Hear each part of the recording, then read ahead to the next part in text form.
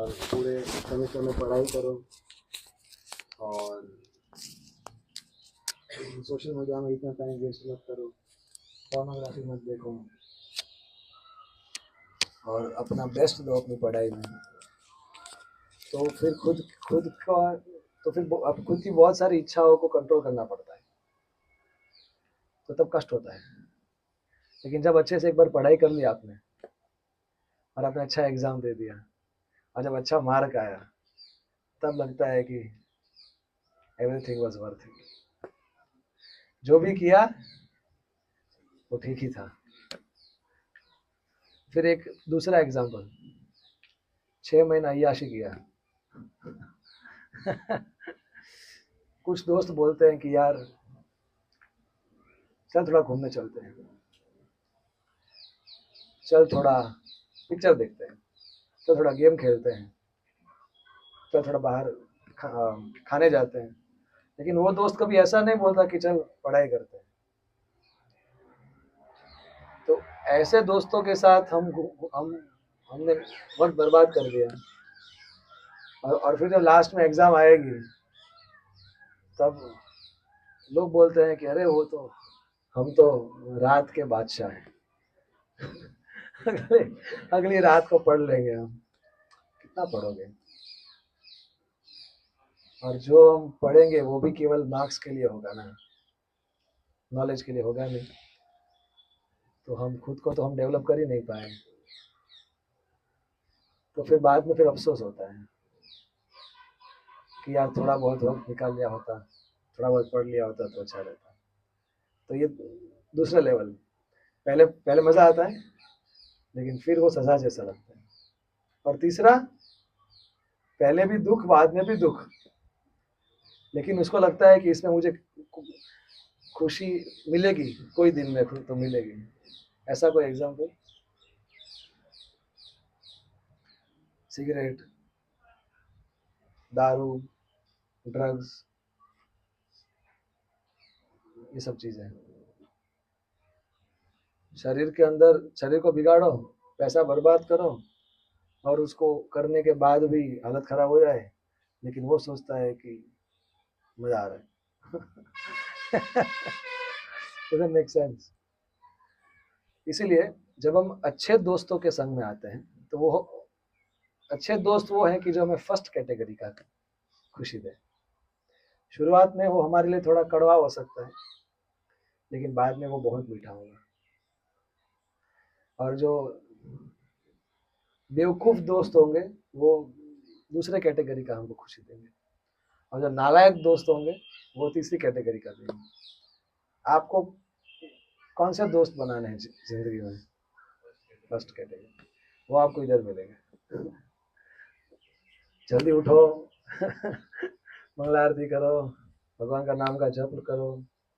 तो इससे क्या होगा? इन सब चीज़ों से, इन सब से हमारी आदतें सुधरेंगी।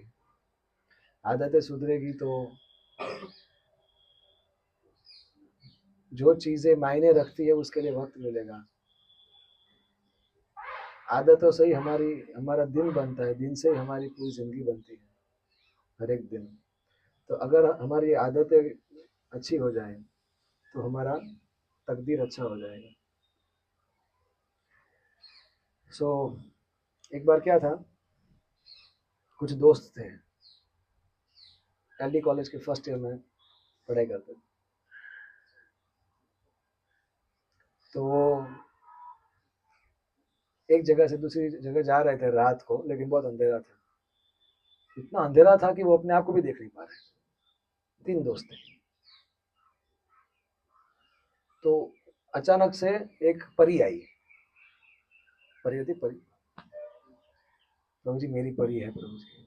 नहीं नहीं वो परी आई। परी ने बोला कि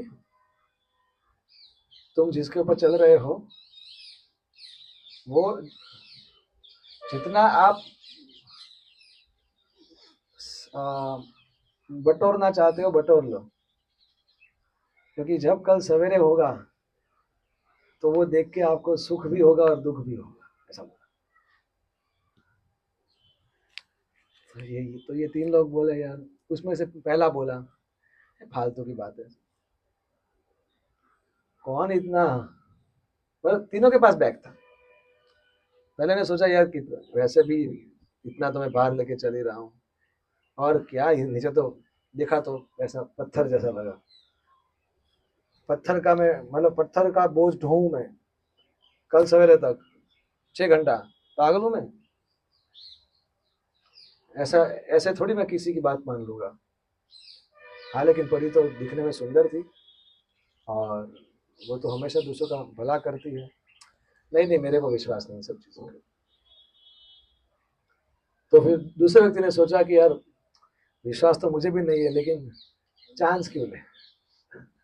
बहुत नहीं ले रहे हैं, लेकिन कुछ भी नहीं ले रहे ऐसा भी नहीं, थोड़ा बहुत ले लेते हैं। लेकिन तीसरे ने विश्वास किया, और उसने अपना बैग भी भरा और अपनी जेब भी भरी, सब भर के वो चला। फिर नेक्स्ट दिन सवेरे जब सूर्योदय हुआ, तब तीनों ने देखा कि वो जो नीचे जो पत्थर थे, वो असलियत में वो रत्न थे, हीरे मोती थे। और तो जिसने लिया ही नहीं, उसको, जब तक उसको पता नहीं चला कि मैंने क्या खो दिया, तब तक उसको खुशी हो रही थी कि देखो ये सब बेवकूफ लोग हैं, किसी परी की बातों में आ गए। क्या मिला? केवल बोझ मिला। देखो मैं कितना समझदार हूँ, लौट डायो। लेकिन फिर जब सूर्योदय हुआ तब उसको दुख हुआ, इतना दुख हुआ, इतना पछतावा हुआ, लेकिन क्या करे, जिंदगी तो निकल गई। फिर दूसरा व्यक्ति, उसको उसको सबसे पहले खुशी हुई कि यार मैंने कुछ उठा लिया है, लेकिन फिर दुख हुआ,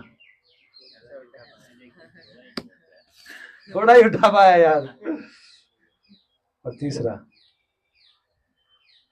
तीसरे को पहले दुख हो रहा था, 6 घंटा बोझ उठाया, और वो वो जो पहला वाला इतना उसको वो ताना मार रहा था, ताना मार रहा था। क्या थी ले आया हार? मंगला थी, मंगला हार से। ये जो हार होता है, ये हम ये भगवान को ऑफर करते हैं, फिर ये भगवान के आशीर्वाद के रूप में पहनते हैं। इससे क्या होता है कि जो भी व्यक्ति बोलता है ना, तो उसको याद रहता है कि मैं भगवान का काम कर रहा हूँ, तो मुझे भगवान के लिए, भगवान के बारे में ही बोलना है, अनाप शनाप नहीं बोलना है। इसलिए फिर भगवान का कृपा होता है, इसलिए हम पहनते हैं। तो और तो पहला वाला इस तीसरे को इतना ताना मारता था, बेवकूफ कहीं का, नालायक, तेरा ब्रेन वॉश हो गया, क्या मिलेगा तेरे को, देखो मैं स्मार्ट हूँ, मैं अभी कितना चैन से जी रहा हूँ, आई एम सो फ्री। लेकिन ये तीसरे ने सहन किया, क्योंकि उसकी उसकी बुद्धि के आधार के ऊपर उसको विश्वास था कि जो मैं कर रहा हूँ वो सही है। और फिर जब सूर्योदय हुआ तब वो खुश हो गया कि यार अच्छा हुआ कि मैंने जब तक वक्त रहा तब तक मैं हीरे मोती बटोर पाया। इस इसमें से आप क्या सीखते हो बताइए?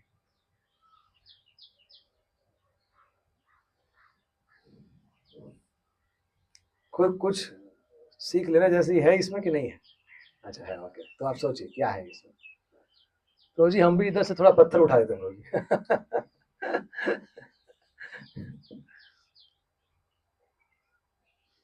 बताइए। पहले कष्ट करेंगे तो बाद में फायदा होने ही वाला है, कोई भी चीज में हम्म, वक्त रहते काम कर लेना चाहिए। हाँ, मेहनत का फल मीठा होता है। सही वक्त पे सही डिसीजन ले लेना चाहिए, अपॉर्चुनिटी को मिस नहीं करना चाहिए, अवसरवादी बन जाना चाहिए, लेजी नहीं होना चाहिए, पोस्टपोन नहीं करना चाहिए अगर हमारे फायदे में हो। ओके, और ताना सुनना पड़ेगा। देखो ताना तो सुनना, या तो अच्छा करो या बुरा करो। तो अच्छा करते करते सुनो। कोई आपको बोलेगा कि तू किधर जाता है, तू ठाकुर जाता है, चल मैं तुझे काकरिया लेके चलता हूँ, पिक्चर देखने चलता हूँ, मतलब चलो पिक्चर और लड़कियों के साथ घुमाता हूँ तेरे को।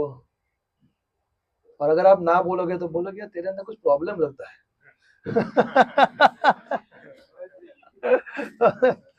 हाँ, हमारा हमारा ये प्रॉब्लम है कि हम थोड़े अच्छे हैं बस। और अगर ये प्रॉब्लम है तो मेरे को और प्रॉब्लम चाहिए। एक्चुअली जो लोग ताना मारते हैं ना, उनको अंदर से पता है कि आप उनसे अच्छे हो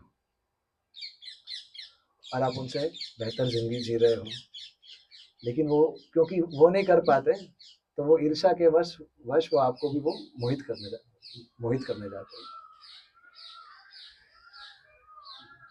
मैं भी जब एलडी में पढ़ता था, तो मैं एलडी में जब मैं दूसरे साल में आया 2015, तीसरे साल में 2015 फिफ्थ सेमेस्टर, तब मैं इस्कॉन से जुड़ा। तो मेरे को भगवत गीता इतना अच्छा लगा। ऐसा नहीं कि हमारे अंदर गंदी इच्छाएं नहीं है, ऐसा नहीं कि हमको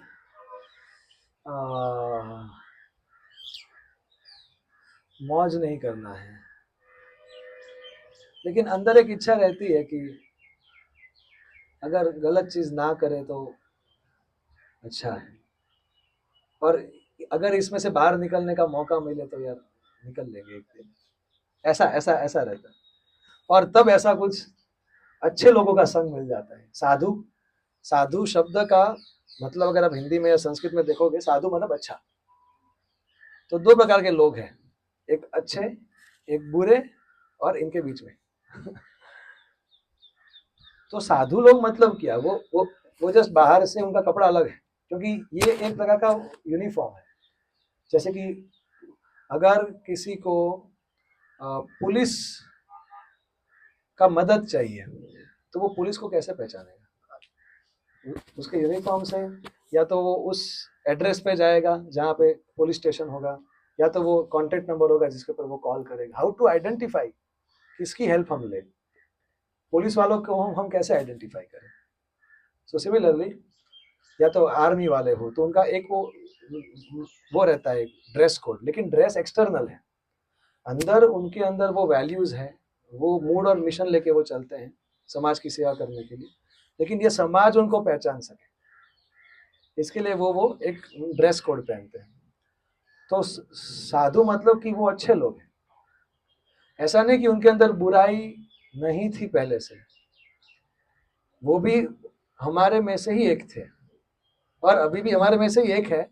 बस क्या फर्क है कि उन्होंने खुद को अच्छा बनने के लिए मेहनत किया। और साधु मतलब कि जो मंदिर में रहता है ऐसे नहीं, साधु मतलब कोई भी व्यक्ति की जो अच्छा है या जो अच्छा बनना चाहता है। अपि चेत सुदुराचारो भजते माम अनन्य भाग साधुरेव समन्तव्य, भगवान बताते हैं गीता में कि फिलहाल अगर उसके अंदर दुराचरण दिखता है, लेकिन फिर भी वो भगवान की जो परम पवित्र व्यक्ति है, सबसे अच्छे, तो वो उनसे उनके संपर्क में रह के वो भी उनके जैसा बनने का प्रयास उसका चालू ही है, लेकिन पिछली आदतों की वजह से वो शिकार बन जा रहा है। लेकिन फिर उसको अफसोस बहुत होता है, और वो अफसोस की आग में ही ये उसकी बुरी वृत्तियां चलती है, क्योंकि वो सत्संग करता है, भगवान की भक्ति करता है, तो इसलिए उसके अंदर अच्छा बनने की धीरे धीरे शक्ति बढ़ती जाती है और वो अपनी अंदर की बुराई के ऊपर काबू पाने लगता है। ये धीरे धीरे होता है। जो ये कर गया या जो ये कर रहा है उसको हम साधु बोलते हैं, और जो जितना ज्यादा कर दिया है वो उतना ही अच्छा साधु है, वो उतना ही अच्छा है। सो हमें व्यक्ति के ड्रेस को नहीं देखना चाहिए, हमें व्यक्ति के गुण को देखना चाहिए। ऐसा ऐसा हो सकता है कि कोई सूट कोट में कोई एकदम नालायक हो, ब्रांडेड नालायक होगा वो। समझे बात को? ऐसा भी हो सकता है कि कोई भगवा कपड़ा में, धोती कुर्ता में भी कोई ब्रांडेड नालायक मिले आपको, और कोई पैंट शर्ट में आपको कोई संत व्यक्ति मिले। तो भगवान भगवत गीता के 16वें अध्याय में बताते हैं अच्छाई और बुराई, ये दोनों एक ही व्यक्ति में पाए जाते हैं। और इस जीवन हमें ऐसे जीना चाहिए कि हम अपनी बुराई की वजह से खुद का और दूसरों का नुकसान ना करें। इसके लिए थोड़ा बहुत सीखना पड़ेगा भगवान से, भगवान के भक्तों से। इसलिए फिर हम सत्संग में आते हैं, और जब सत्संग में आते हैं तो वो जो साधु होते हैं वो हमारे जीवन में वो उनके जैसे होते हैं, परी जैसे। परी आती है और परी बोलती है देखो ये जो युवा अवस्था है यही वक्त है जिसमें आप अपने आपके भविष्य को या तो तोड़ सकते हो या तो मोड़ सकते हो और अपने भविष्य को बना सकते हो। तो ये जो 4 साल 10 साल जो है इसमें आप फिसलना मत। बुरी चीजें सिखाने वाले लोगों की कमी नहीं है आज, लेकिन अच्छे चीजें सिखाने वाले लोग, और उससे भी ऊपर जो उसको निभाते हो खुद अपने जीवन में, ऐसे लोगों की दोस्ती नहीं मिलती जो हमको इधर मिलती है। और फिर अगर हम उनके साथ उठते हैं, बैठते हैं, सुनते हैं, तो हमारे अंदर ये अच्छे गुणों रूपी हीरे मोती हमारे बैग में जमा होते जाते हैं, जमा होते जाते हैं, जमा होते जाते हैं। और फिर जब आपके कॉलेज के जब 4 साल पूरे होंगे, फिर आपको सुख भी होगा और दुख भी होगा। समझ में आ रहा है? तो आपको कौन सा सुख चाहिए कि आपने बटोर लिया? अच्छे लोग ऐसा थोड़ी बोलते हैं कि अंधविश्वास करो, इसीलिए चर्चा होती है जिसमें आप समझो कि क्या ये बात आपको आपकी बुद्धि से सही लगती है। क्या आपको कोई सवाल हो तो पूछो, लेकिन अगर सही लगती है तो फिर क्यों ठुकराने का, क्यों अपने पैर पे कुल्हाड़ी मारने का, क्यों क्यों आत्महत्या करने का, क्यों खुद का ही गला घोटने का, क्यों खुद के ही चरित्र को हम संवरने से रोके, क्यों बाद में हम हमारे माता पिता को दुखी करें। अभी अगर हम फिसलेंगे तो हम हमारे माता पिता के भविष्य के दुख की तैयारी कर रहे हैं। सही बात है। लेकिन ऐसा आपको कॉलेज में कोई नहीं बोलेगा, क्योंकि सब स्वार्थी है। उनकी भी गलती नहीं है क्योंकि उनको किसी ने बोला नहीं, तो सब बस अपना करके निकलेंगे। लेकिन साधु वो होते हैं कि जो निस्वार्थ होते हैं। क्यों? क्योंकि उनके लिए पूरा संसार ही उनका परिवार होता है। परिवार में थोड़ी आप स्वार्थ देखते हो। तो संत वो है कि जिसके अंदर अपने और पराये का भेद ही निकल गया, उसके लिए सब अपने। वसुधैव कुटुंबकम। क्यों ऐसा? क्योंकि सभी लोग भगवान के संतान हैं और वो भगवान से प्रेम करता है, इसलिए फिर वो सबसे प्रेम करता है। और उसका अब उसके जीवन में एक ही दुख बाकी है, जब वो दूसरे का दुख देखता है। वैष्णव जन तो तेने कहिए जे पीड़ पर आई जाना, पर दुखे उपकार करे तो मन अभिमान ना आने रहे। अगर हमको जीवन में ऐसे लोग मिल गए तो हमें समझना चाहिए कि इसमें हमारा कोई योगदान नहीं। ऐसा नहीं कि हमारा सौभाग्य था और हमें ये लोग मिले। हम तो वरना तो कॉलेज के हॉस्टल के रूम में हम लोग तो सड़ रहे होते, मैं भी।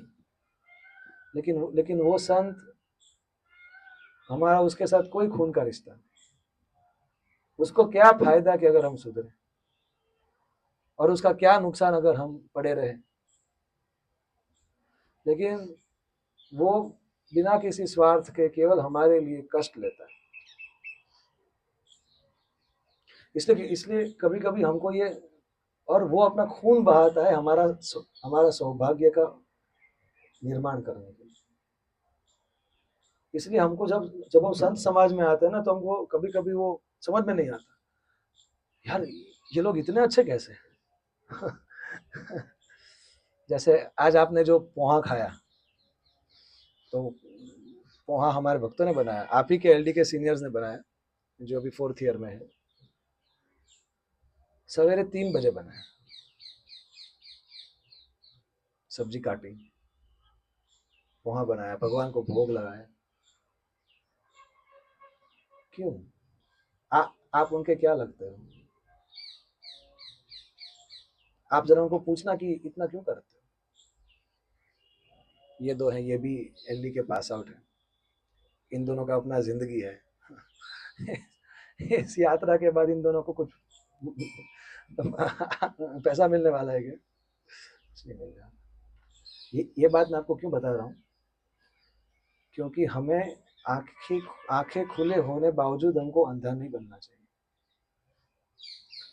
और जब भी हम एंजॉय करते हैं तो किसी के सेक्रीफाइस की वजह से करते हैं। इसलिए हम 26 जनवरी और 15 अगस्त को गाते हैं क्या?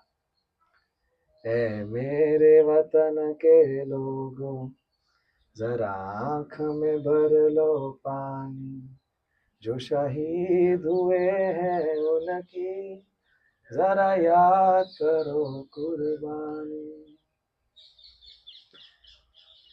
उस दिन जब ये बचता है ना, तो एकदम धिक्कार होता है खुद के ऊपर कि यार इन लोगों ने कितना किया देश के लिए, मैं क्या कर रहा हूँ। इसलिए जब भी हम पिक्चर देखने जाते हैं तो उससे पहले हम जन गण मन गाते हैं, वो उन सिपाहियों का सम्मान में कि जो अपने परिवार से के साथ पिक्चर देखने नहीं गए, और उन्होंने वो अपने परिवार से अलग रहने का चुना ताकि हम अपने परिवार के साथ पिक्चर देख सकें, और वो लोग उधर सरहद पे खड़े हैं।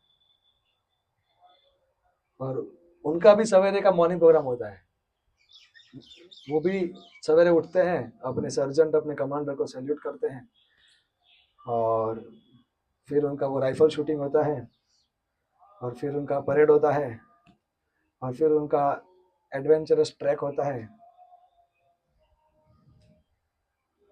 इसीलिए हमारा जो मतलब जब भी हमें कुछ भी मिल रहा है ना, तो वो किसी के त्याग के ऊपर मिल रहा है। तो जब हम उस त्याग को ध्यान में रखेंगे ना, तो हम जो भी कर रहे हैं उसको हम दिल से करेंगे, हम उसके वैल्यू को समझेंगे, और उसके पर्पस को फुलफिल करने में जब हमारा ही अंदर की कुछ गंदी इच्छाएं बाहर आएगी, तो उन लोगों का हम त्याग याद करेंगे, जो हमें कंट्रोल करने में मदद करेगा कि नहीं, उन लोगों के त्याग की वजह से आज मुझे मौका मिला है, तो मैं ठीक से करूँगा, वरना उनके त्याग का सम्मान नहीं। उसी तरीके से जो संत होते हैं, आपने वो देखा, वो डॉक्यूमेंट्री देखा होगा आपने, मूवी में ना, सॉरी बस में आपने आते हुए देखा, हाँ, अभेद।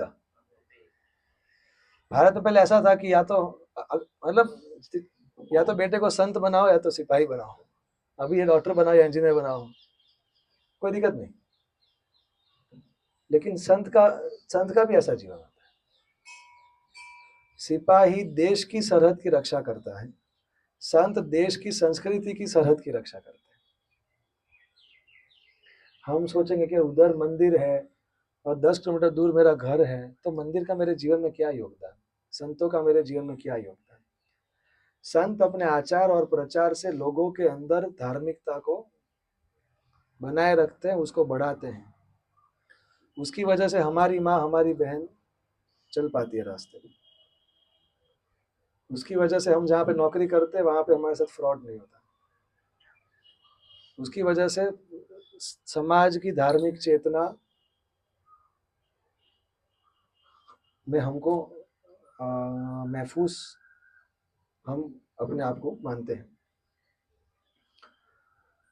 तो इसीलिए इस दुनिया के हर व्यक्ति लगे हैं कुछ ना कुछ चीज़ को बेहतर बनाने, जैसे कि इलेक्ट्रिकल इंजीनियर इलेक्ट्रॉनिक्स को बेहतर बनाने में लगे हैं, सिविल इंजीनियर कंस्ट्रक्शन को बेहतर बनाने में लगे हैं। तो सब लोग वस्तुओं को बेहतर बनाने में लगे हैं, लेकिन कोई तो ऐसे लोग चाहिए कि जो लोगों को बेहतर बनाने में लगे, वरना तो अच्छे से अच्छी चीज़ उतनी ही बुरी तरीके से इस्तेमाल हो सकता है। तो संत वो हैं कि जो लोगों को अच्छा बनाने में लगते हैं, क्योंकि अल्टीमेटली हम लोगों के साथ डील करते हैं और उनको कुछ नहीं चाहिए, इसलिए हम उनको क्या दें? हम उनको एक ही चीज दे सकते हैं, क्या? कि वो जो बोल रहे हैं उसका हम पालन करें। वही हमारा सच्चा श्रद्धांजलि होगा, कृतज्ञता होगा। सो इसलिए इस्कॉन इस्कॉन बहुत अच्छी संस्था है। मैंने तो अपना जीवन दिया, आपको जीवन देने का जरूरत नहीं है। इस्कॉन में ऐसे लोग हैं जो मैं आपको बोल रहा हूँ, और इसकी वजह से इस्कॉन पूरे विश्व में है। क्योंकि अमेरिकन, अफ्रीकन, ऑस्ट्रेलियन लोगों को आप कैसे भक्त बनाओगे बताओ? लेकिन इस्कॉन के लोगों का ऐसा आचरण है कि लोगों का हृदय फट जाता है कि या तो इतने अच्छे लोग हो नहीं सकते, या तो हम कभी इतने अच्छे लोगों के बीच में रहने के लायक नहीं बनेंगे, ये इतने अच्छे लोग हैं। सो हम क्या कर सकते हैं कि हम बस उनके संग का लाभ ले सकते हैं, और वो जो बोल रहे हैं उसका हम पालन कर सकते हैं, ताकि हमारी जिंदगी सुधर जाए। और आप सबका भी बहुत बहुत धन्यवाद। आप सबने अपना वक्त निकाला और आप सबने हमको सेवा का अवसर दिया। तो आप ऐसे कितने लोग पहले आए हैं डाको?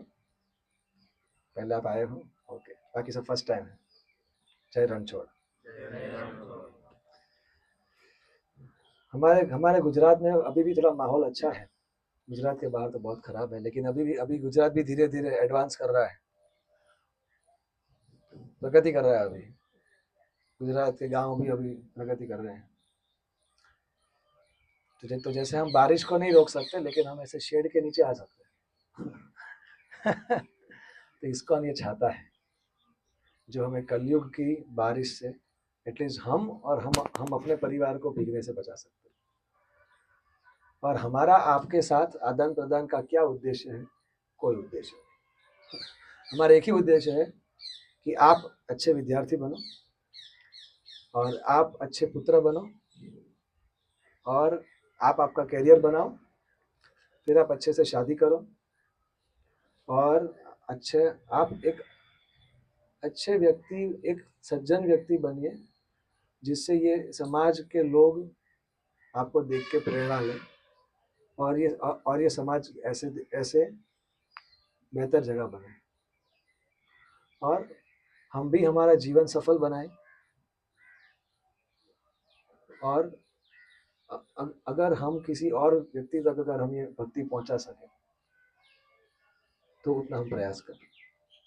लेकिन आप मटीरियली आपका लाइफ अच्छा हो, और स्पिरिचुअली आपका लाइफ परफेक्ट हो, और आपकी प्रेरणा से बहुत सारे लोग भी सतमार्ग पे आए, ये हमारा एजेंडा है ये, और कोई एजेंडा नहीं है।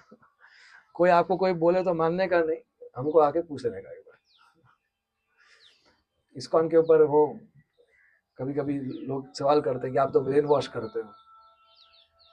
तो आप ब्रेन गंदा करते हो, हम वॉश करते हैं।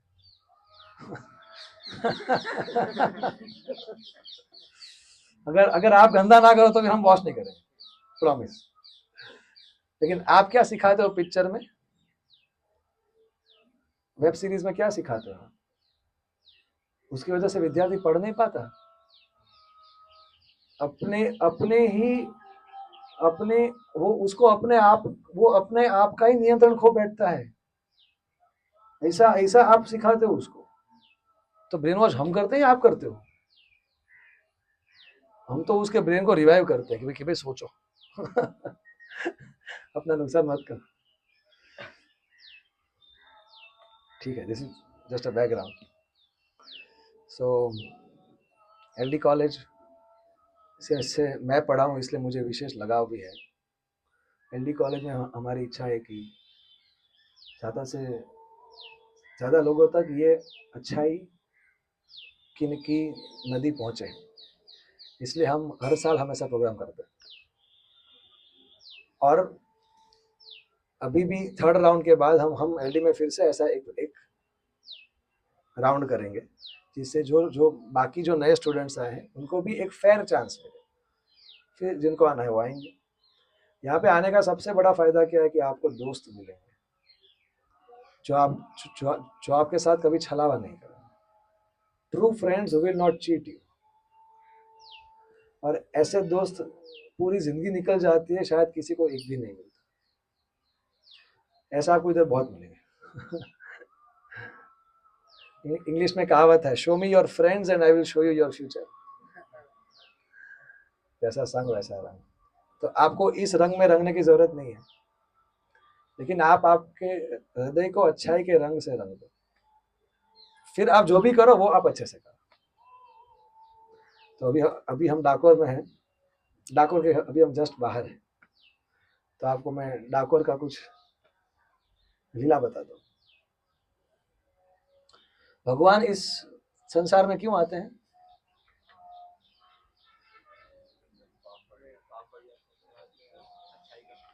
हाँ, अच्छाई की स्थापना के लिए, बुराई बुराई का नाश करने के लिए, और धर्म की स्थापना करने के लिए। ओके। लेकिन कभी कभी क्या होता है कि जब भगवान इस धरती पे आते हैं